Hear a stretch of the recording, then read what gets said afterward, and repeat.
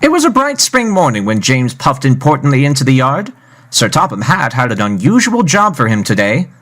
"Well done, James," he said. "I see you have plenty of steam already." "Yes, sir," replied James eagerly. "That means you can set off right away," said Sir Topham Hatt.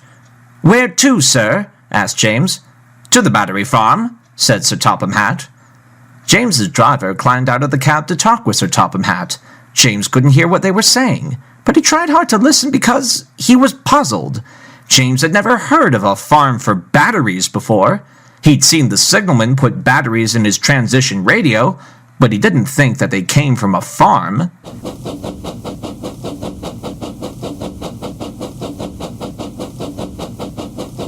James was soon pulling hard up the hill, away from the station yard.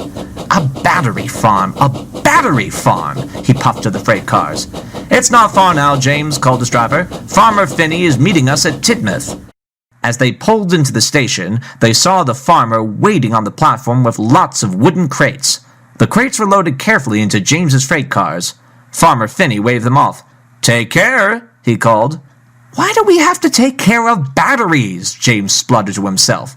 "Come on, James," shouted his driver. "We have to deliver this to the school by 10 o'clock.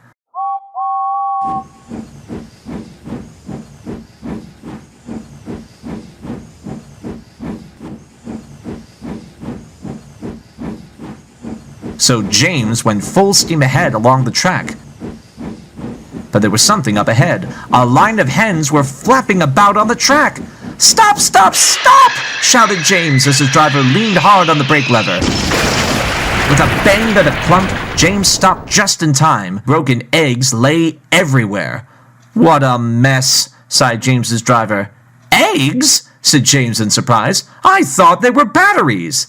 James's driver laughed. "Farmer Finney keeps hens and chickens who lay lots of eggs. That sort of farm is called a battery farm," he explained. James did feel silly. They were interrupted by the sound of Terence the tractor. Farmer Finney had come to see what had happened. He was surprised to see that some of his hens had escaped and was sorry that they had caused an accident. "What can I do to help?" he said. "You can deliver some more eggs to the school while we get help," said James's driver. "The children need them to make pancakes." The farmer agreed.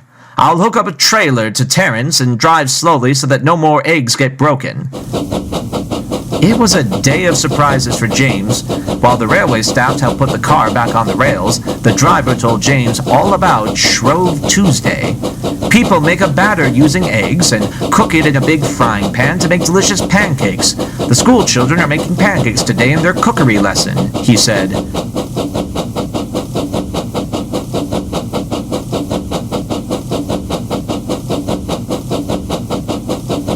When the farmer returned, he had something in his hand.